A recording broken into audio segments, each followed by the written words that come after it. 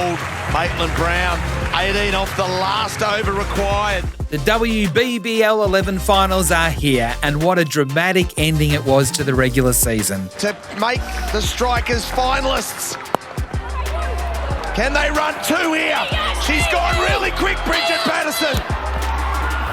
Eccleston's been run out. They've done it. The Sydney Sixers have done it. Sydney Sixers opening bowler Maitlan Brown will join us to relive an epic Big Bash match and to preview this season's final series. This is The Surge. G'day everybody and welcome to the latest edition of The Surge. I'm Adam White and I'm here by myself.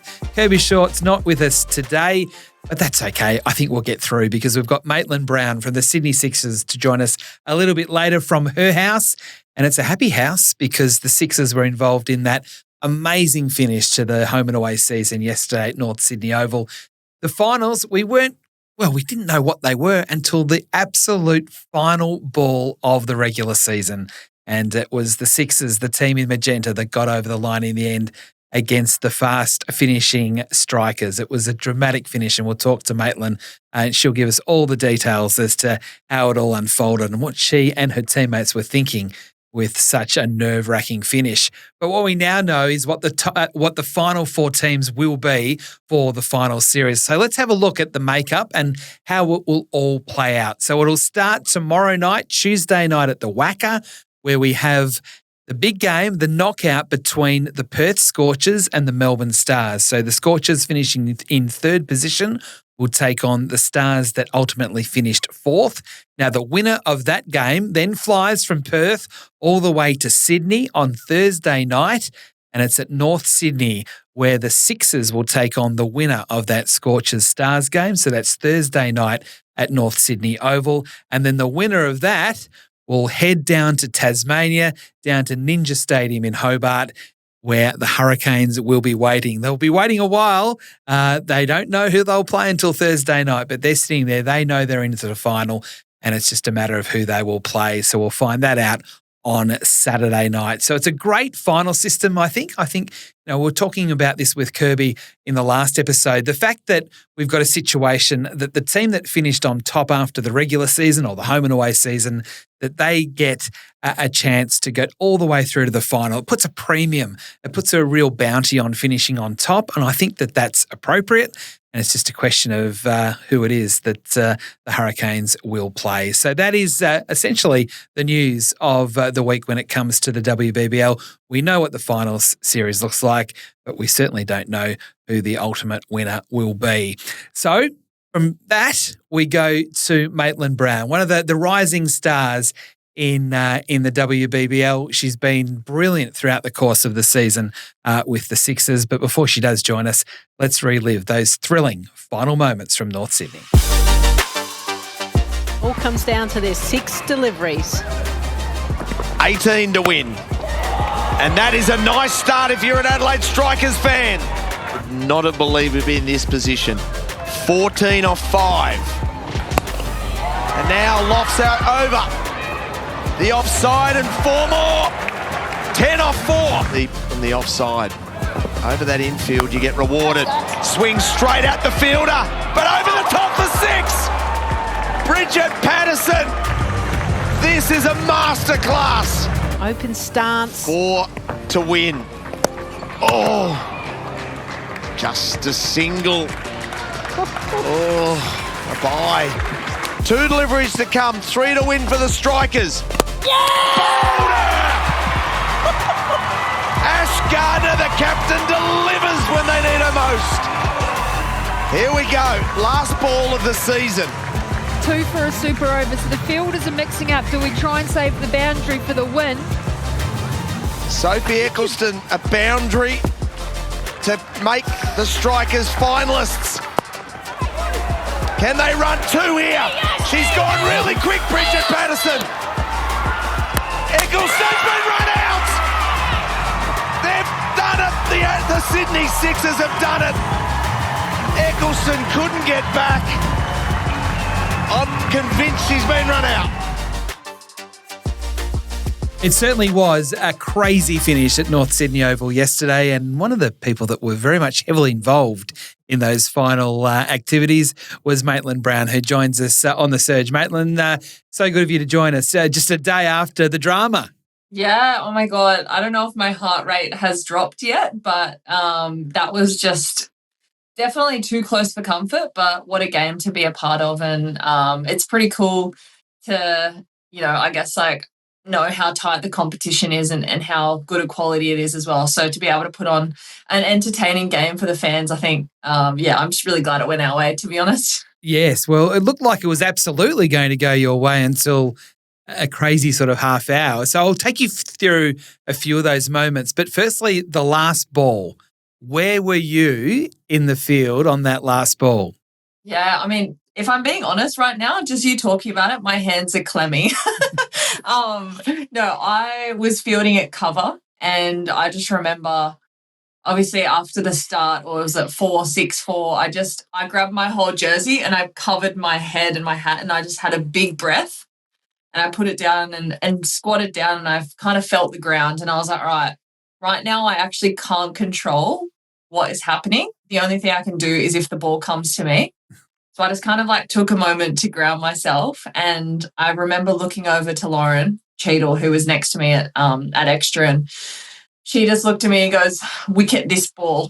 And I just exhaled and, held my breath. And then lo and behold, we got a wicket that ball. And we all kind of came together, took a moment. And then, watching the replay, to be honest, it could have gone very badly. I mean, Ash Gardner she might not have got a throw right. It could have been overthrows. So much could have happened. But for us to really execute such a crucial moment, I think, it was incredible. And I was speaking to Cheats last night. We went out for dinner afterwards, and she just remembers going up to Ash and asking her, okay, what are we doing here? What's your plan? And she's like, I'm trying to hit the hole. She's trying to get it under the bat. And Cheats is like, okay, sweet. You've just mis-executed. That's fine. Keep back in your plan. And so just for those two to have a moment like that, just for Ash to just really gain clarity and then really execute when it counted, I think is just, just goes to show the leader that she is, and being able to execute under pressure. She's just world class. So, I mean, the coolest part of I guess a game like that is almost a debrief and chatting to each individual player and going, all right, how are you feeling? What was your perspective on it? It was just I just really loved that aspect. Now, I want you to be honest with me. Did you want the ball to come to you? Oh, I'll tell you what ran through my mind. I was like, Jesus Christ, if a catch goes in the air, I better bloody catch it. Honestly, I feel like that was their plan, was to kind of back away. Obviously, we saw that's what Wello tried to do, and fortunately missed it. But I guess I knew that it was probably going to come my way, which is why I did take that moment to really kind of feel it. Because when we came together, Midge just said, girls, get behind it, ass to the grass, you got to get down no matter what happens. So I was physically trying to stay low as well. Yes. I mean, I don't know if, I mean, I was ready, but glad it didn't come to me. It was, as I said, it was a chaotic, probably last 45 minutes, if we're to be honest, but it looked like you were in total control. And then the strikers just had this purple patch that got them from being no chance to really being almost certain to win when you need 4 runs from the final 3 balls. But I'm interested in your personality in that moment. You had to bowl the second last over, so you had a big part to play in it, and you did do very, very well. Are you calm in that situation? Are you frantic? Are you nervous? Or are you excited? What are the sort of emotions going through your mind? Because you did hold it together really well. Yeah, I guess I knew that moment was coming. I was probably, I was trying to take some deep breaths when I was down at long on, and I could see they were scoring quite big overs, and I was like, I know I'm going to come on soon. And I was just trying to calm myself down because I could feel myself kind of getting a little bit stressed. My heart rate was increasing. I was feeling the fatigue, and so just really taking exhales, being really diligent with that. to calm myself for that moment. And yeah, when I got the call up that I was going to bowl the 19th, I knew it was probably going to be a very big over. And yeah, there was a moment of calmness. There was Ash that came up to me. She was on the drive. You know, we spoke about the plan. We wanted to go slow and wide because we knew how strong they were square. So that was the plan. And that worked really well, but it's really hard to not get too same. So then we tried to hit the hole. Unfortunately, I missed that one, and that's where I'd leaked a boundary early. And I could tell that they were also reading the plan that I was going to bowl, which was that slow and wide. So, you know, Willow started almost like 2 stumps outside off. And so there was one ball where I ran in. I wasn't going to bowl it. I just wanted to see how far over she was going to move. There was definitely this like calmness and clarity during that over. And I think that's definitely what helped. And yeah, I remember running in, not bowling it, and then just sussing the vibe. And I remember Bridget Patterson, she was at non-strikers, and she goes, what was that? Was that for me or was that for her? And I just gave her nothing. I was just like full tunnel vision, like in the zone. Yeah, I was just feeling like a pure nasty fasty. I feel like something's kind of, come over me this season, and I've just really dialed in and just got no distractions. So I think in a moment like that, having clarity is so crucial to execute under pressure. And yeah, the other boundary that league, I think I went for 9 that over. It was 2 boundaries and a single, but it was unfortunate that one leaked down at third because I thought we could have chased that down. And yeah, I was really happy with how I executed it. But I guess leading into the last over with 18, I was very calm and very glad that we had 18 to play with. And then obviously it unfolded into a little bit tighter than what we would have liked. But yeah, it's so cool to be able to, given an opportunity like that, to bowl in such a pressure moment. I guess off the back of last year, not being able to contribute as much to now like really being one of the key bowlers for our team, I think, yes, it's just an awesome opportunity and I'm really relishing in it.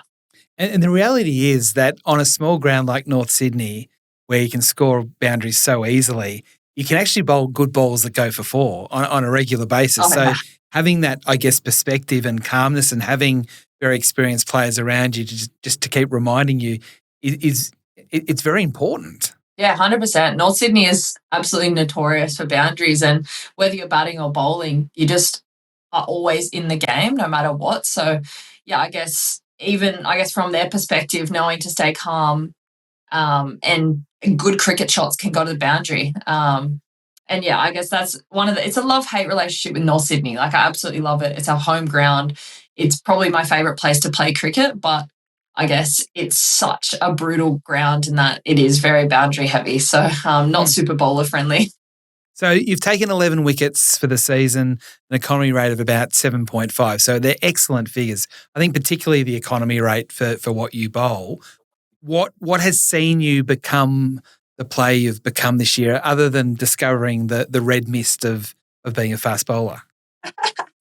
I guess, I just put it down to clarity and intention and intensity as well. I think, like I touched on before, was really struggling last year with injury. It was really disruptive. And if I'm being honest, like I didn't have any self-belief or confidence. And yeah, I kind of got to the end of the season and really reflected on that and had some really crucial conversations with Pete Clark, our breakers coach, and Sixers assistant coach. And I kind of not vented, but I expressed how I was feeling last year. And he didn't give me any sympathy back. And he just said, well, why don't you just try to be the best cricketer you've ever been? Like, why are you limiting yourself to getting back to where you were or trying to become a past version of yourself?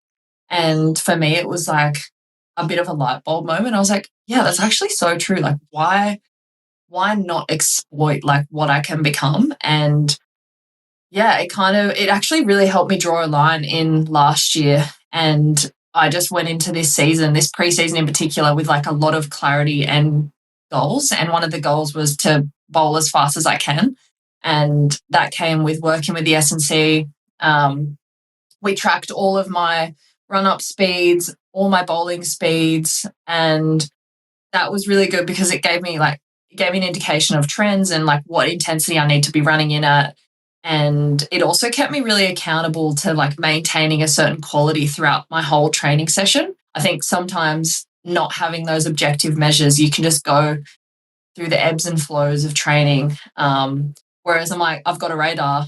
I know if I'm putting in effort or I know if I'm slacking off. So being able to kind of like challenge myself in maintaining those ball speeds for a whole session, I think sets a standard of intensity, and the way you train is the way you play. So being able to have that, so honestly, like very much process focused. I feel like I'm being really intense right now, No, it's but good. I'm just, It's good. It's great insight. yeah, It's great. I'm 'cause just really like, I feel like it's, and I've spoken to a couple of the Victorians about this around fast bowling, and it feels to me that it's still untapped as to where you can take that part of the game to. We've seen the real development of the fielding in women's cricket. We've seen batting clearly get to crazy levels with some of the things that they can do. But I feel like fast bowling's the one that can go to another level. And just even you talking about this, it's exciting because you are one of the fastest bowlers in Australian cricket, and that's good.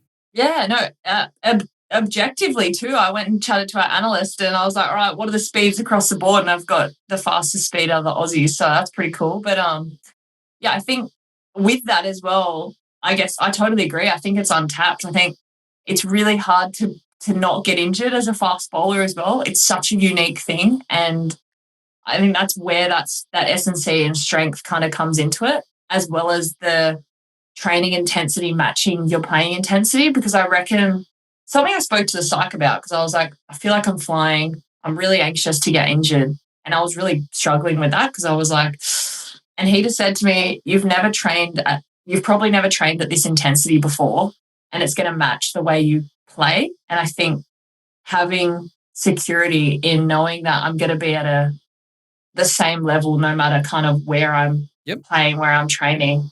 Whereas I reckon that in the past, not that I've been complacent, but I reckon that's a thing. It's like you get used to training at this certain level, and then the game intensity, the adrenaline, everything kind of steps it up for you. So you kind of like put your body in this new space of like, intensity and workload. So being able to feel confident in that, I think has really kept me physically well.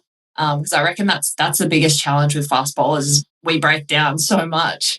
And I reckon that's been something. But, I've also played around with like caffeine, like upping caffeine dosage in training in particular, so I can kind of maintain that intensity and just kind of like have a little bit of a boost with it. So, that's where it's like part of my routine.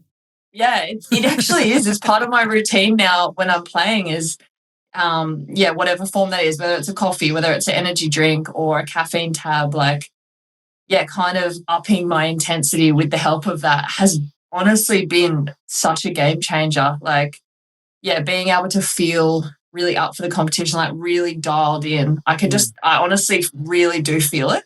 So that's been something that I've never really tapped into before. So I think they're all the little 1%ers of like, all right, this is my goal. Like, how am I going to get there? And what is the most I can do to get there?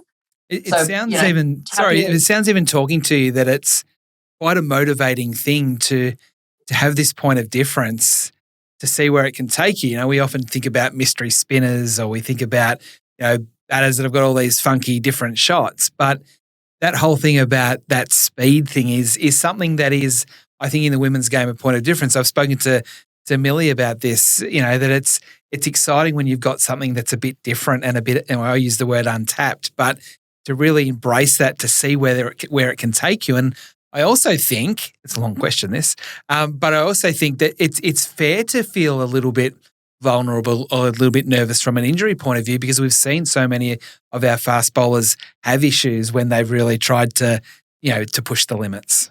Yeah, 100%. And I think that's why, I was like, I'm tapping into S&C, I'm tapping into the nutritionist. All right, I need to connect with the psych a bit more, because I think mindset shift has been a big part of my success this season as well. So, I guess expressing to him my concerns around injury and getting his perspective on it was definitely reassuring. And it almost, it definitely did go towards that motivation. I was like, that's so true. And also has kept me really accountable to the way I go about training as well. So knowing that, being really, really purposeful in what I'm doing has, just been key. But yeah, it definitely is cool having that point of difference. I think, like, for instance, the Aussie squad is such a tough side to crack, and I feel like you can't get away with just being a medium fast bowler these days. And I think it's also cool just to be able to, step up the competition and really compete because, like you said, batters are evolving.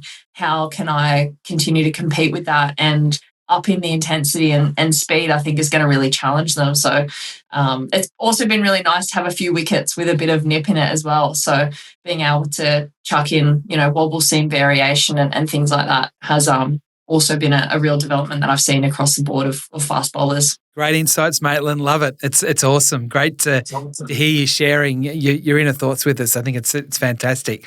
I want to talk to you about your relationship with Amelia Kerr because we had Amelia on last week and she spoke so glowingly of you. But I do want to talk, because it is related to what we've just been speaking about. Having someone like Elise Perry in your team, it's the obvious person to talk about because of her stature in the game and the fact that she bowls, similarly to you. There's also, you've got other Australian players in your team. But, to tap into that experience about what it's like to be a high-level cricketer, how much do you use those teammates to make you the player you want to become? I think, Amelia Kerr is probably one of the greatest humans in my life, to be honest. I think the way that she sees the game from a off-field perspective, obviously she's a fierce competitor and she's a world-class player, but just her landscape on the result and just really emphasising being a good human, I think really helps the perspective whether you have a good day or a bad day. And I think that's been the biggest takeaway. And, it's one of the reasons why I play cricket is for that connection piece. Like, connection is a value of mine. And I just think it's so important to really embrace that. And I've just really loved the friendship that we've built. And she just makes playing cricket so fun. And when you're having fun, I think cricket can be really easy. So, it's amazing having people like her in our squad. And, obviously Elise Perry, Ash Gardner, Lisa Healy, we've got this group of world-class players in our team. So to be able to train with them and compete with them in the nets, I think is so good for my development as a cricketer. Bowling at Ash, bowling at Midge, and Pez in the nets, it is, you got to land it on the money, otherwise you're going to get whacked. And unfortunately, I've copped a few straight back at me to Midge, so I almost want to bowl short and wide so she doesn't hurt me. But having players like that in our squad are great for your development as a cricketer, obviously with the competing with world class. But just a group of good humans, I think, is the best thing in terms of finding that perspective.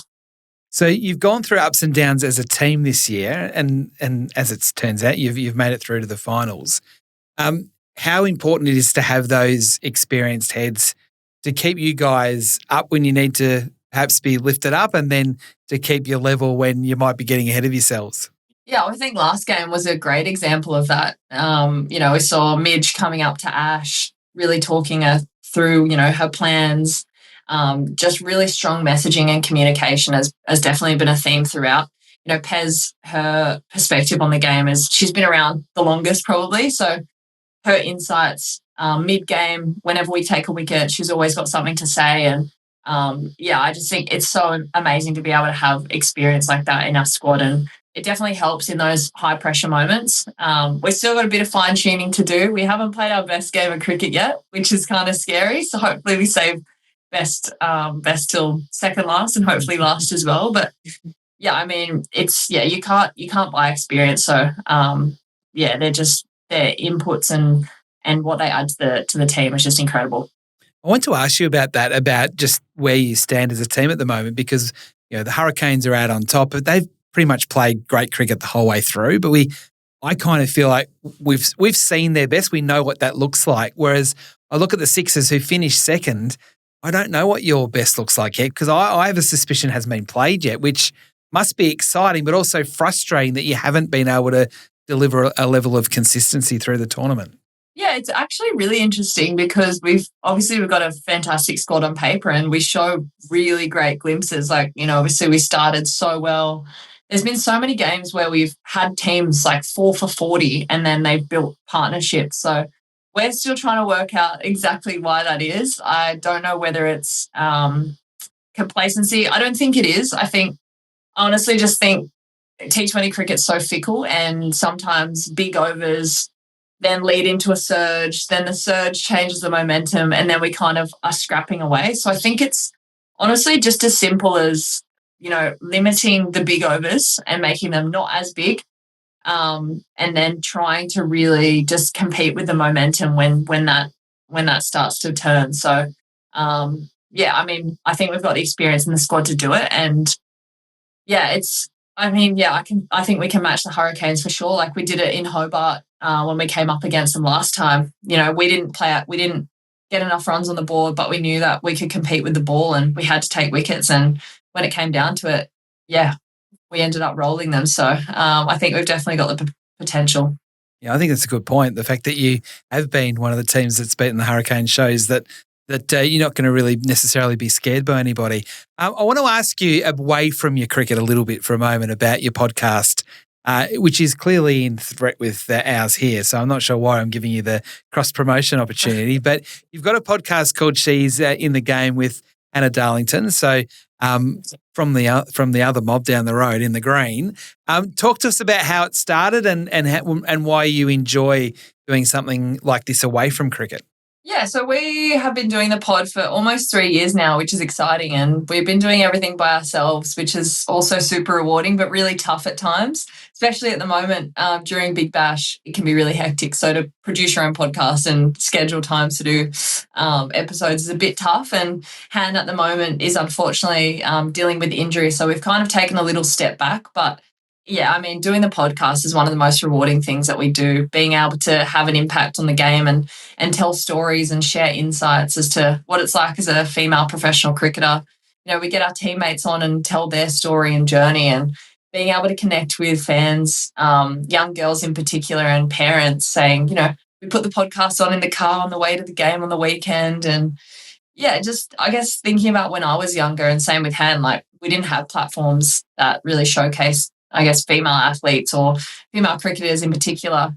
So being able to provide a platform that does that, I think, is amazing. And there's honestly, there is no beef with the surge, because we're all about like encouraging more and more females to kind of tell their story and build their platform. And I just think the more people we can get doing it, I think the better we are as a group together, as female athletes and cricketers. So check it out.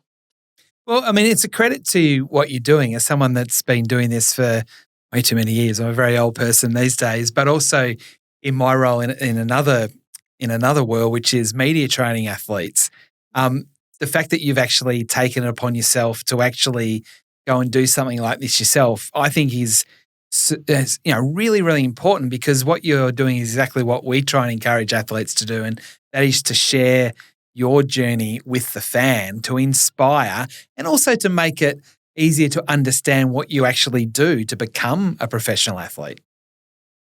Yeah, 100%. And I think what's so cool as well is that we get some of our teammates on and they've never been on a podcast before. So to be able to, I guess, one, provide that platform and be able to create a really comfortable environment for them for their first time to tell their story, I think is one of the really unique things that we have as a platform. But just for them, encouraging, like you said, encouraging them to tell their story. And there's so many aspects that are really rewarding, not only giving back to the fans, but, for us personally and for our teammates as well. Do you understand, because it sounds like you do, the responsibility of being a professional athlete, with being that role model, being a hero to the younger generation coming through? Because you're still very young yourself. So to understand that responsibility is sort of maturity beyond your years in a lot of ways. Yeah, I think we're so privileged to be able to have a platform where we can, be on TV, play this, entertaining brand of cricket, and Big Bash in particular, being able to appeal to a younger generation, I think is amazing. And I would encourage more of my fellow teammates to take the opportunity to tell your own story. I think it's really powerful, and it's really cool to see the impact that something so small can have on someone. And I just think back to my younger self and how much I would have enjoyed being able to connect with fans. And I think that's something so unique to WBBL as well, is that we have that real intimate connection with the fans, and we love sticking around and chatting because we know how much it means to the younger girls in particular, showing up and supporting us and encouraging them to chase their dream. I think, yeah. So no, it's an incredible privilege and I love doing it. This is going to sound very controversial, but I think female athletes are much better than male athletes in being comfortable in sharing how they're feeling. Even some of the things that you were sharing with us earlier, it's personal at times and it can be quite private, but in sharing it, I feel that it's actually good. It's actually a good thing for you as an athlete to do that. But also what it does is for a fan, it's much easier to connect and to relate to you when you actually are sharing your life essentially. Yeah, I agree. And it's probably just because we kind of come from different, I guess, upbringings or just in terms of social structures and things like that. I think as a young female sports person growing up, there weren't any female athletes to kind of look up to or idolize. It was all just males. And, I think we also, I guess in the last 10 years, we've transitioned from a semi-professional environment to professional. So knowing how important the impact was when we were trying to grow the game only 10 years ago to now, I think that's probably why we still understand how important it is, where I think with the, I guess, male side of the game, they've already got that established audience. They don't really need to put themselves out there to encourage people to watch because it's just kind of, they've, been able to have more marketing and more eyes on the TV and things like that. So we know how important it is as an individual to grow the game, our impact. I feel like that's probably why we lean into it a little bit more. I think you are spot on. I think you're absolutely spot on. All right, now we've got you're going to help me today because we've got our burning questions brought to you by Weber, which are all the hot topics to discuss from what's been an amazing weekend of WBBL, but probably more so moving forward towards what to expect this week. So you've got the Challenger, which is at North Sydney Oval. It's going to be a big match, but we don't know who it's going to be, the Scorchers or the Stars. Right. So my controversial question for you, my burning question brought to you by Weber is, who would you prefer to play? I'd prefer to play the Stars because I think about the fact that they have to get on a flight today and play, and then they have to get on a flight. And the flight's over in Perth. So I think, knowing that, plus they've come off a couple of losses, I reckon in terms of, where they're at as a side, I think they're more vulnerable. Whereas the Scorchers are probably comfortable just chilling in Perth. They've had a couple of days over there to settle into the WACA.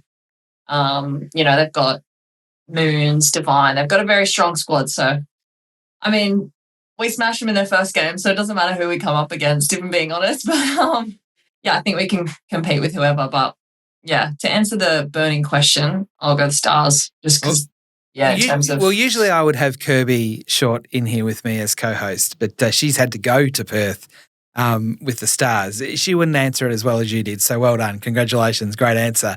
What about, in your eyes, who has been the player of the tournament to this point? It's hard to go past the iconic duo of Danny White and Lizelle Lee. I reckon, they've really steered the Hurricanes to a really successful season. So, although actually, you know what? Changed my mind. Georgia Wareham. Yes, good answer. That was a quick, Georgia Wareham, run scorer, wicket taker. She's just stepped it up and she absolutely crushed my soul when we played them. So shout out Wolfie, love you. She has had a great season. Even her fielding, she's sort of done it, and her captaincy at times. She's sort of been had the full set. Okay, my last question, the last burning question for Weber. Who is the hardest person you have to bowl to? Who's the one that when you see them at the crease, you think, oh, no, this is a setback? Honestly, it has to be between Meg Lanning and Lizelle Lee, I reckon. They're just, both of them are so annoying to bowl at because one, Lizelle, doesn't matter where it is, she's going to swing so hard. And, same with Meg, but Meg's movement around the crease, I think, is just really hard to bowl at because even if you target the stumps, if she backs away, she's got that good hand-eye coordination. It's gives herself room, fifth stump, may as well have just bowled it outside off. Do you know what I mean? Yep. Good answer. So I like that can't one. pick. I'll have to flip a coin. Yeah, that's okay. You can have two. So they were our burning questions brought to you by Weber. Maitlan Brown helping us through those. Now, before we let you go, this is going to be the biggest test of this entire interview because I have heard that you've got chickens, that you look after I've got chickens in the backyard. Can you show us, since you're at home, I hope your house is clean and your backyard's clean and We've got the tidy. back door. Okay, very good. I want to see them. I want to see how many you've got because I'm very impressed by this. So this is on the fly. I want to Okay, see so them. we've got 6 chickens, right? 6? So we've got well, one of them's a baby. So we've got Georgie Lou, named after George Adams. We've got Ebony, named after Ebony Hoskin. Ebony is Crystal, the little baby Chickie's mum. Chickie, wait, let me turn around. Oh, chick. They're in the garden at the moment. Chickie, come on, Chickie. This is Ebony. Oh, there you go. Hello, nice to meet you. We've got this one is Matrix, and we've got Georgie, Rockstar, and come here, Crystal. Come on, Crystal. They all look the same to me. How can you tell them apart? Because they're just slightly different coloured. Right. What about if I go up here and they'll follow me? Come on, Chickie. Come on, Chickie. Okay, they're not following you. Oh, wait, here they are. Come on, Chickie. Usually they are in like a cage or like a coop or something like that. These are just not wild in the backyard, are they? Yeah, they are actually. Although they have a little hen house. I built it out of an old pallet. How many eggs do you get every day? How many eggs? 5 eggs. 5 eggs a day. Yeah, that's what fuels the fast bowler. Magnificent. Maitlan, thank you so much for joining us. Really appreciate it. It's great to get to know you. Good luck with not only what you're going to do in the final series in the WBBL, but moving forward. I love your aspirations and let's see how it all goes into the future. Thank you. Thanks so much for having me. Maitlan Brown joining us on The Surge. We'll wrap things up next. How good was Maitlan Brown? I'm not sure what's more impressive, her bowling or the fact that she's got all those chickens in the backyard. But it was great to see her. How refreshing is it? So honest and so open about her quest, I guess, to be one of the fastest bowlers in Australian cricket. That is pretty much it from us for this episode of The Surge. Now, don't forget, there's still $15,000 on the line. So now is a perfect time to sign up for the BKT BBL tipping competition. You do that, submit your tips throughout the course of the BBL season for your chance to win $15,000. And don't forget on the app, it's very important that you download the Big Bash app. We've got that great game, the Big Bash Grid. So download the Big Bash app to get involved in all of that, particularly even if in your own cricket you're waiting to bat or you're waiting for the bus or you're bored at home. The Big Bash Grid is something that I know a lot of people, particularly ones that are passionate about cricket, are getting involved in. And also, apart from the grid game, there's heaps of news and information on that Big Bash app. And make sure also you have a look at all the WBBL socials through the final series with all the news, all the reaction, all the issues throughout the course of what is a very, very busy week. Now, next time The Surge is on, this is very special.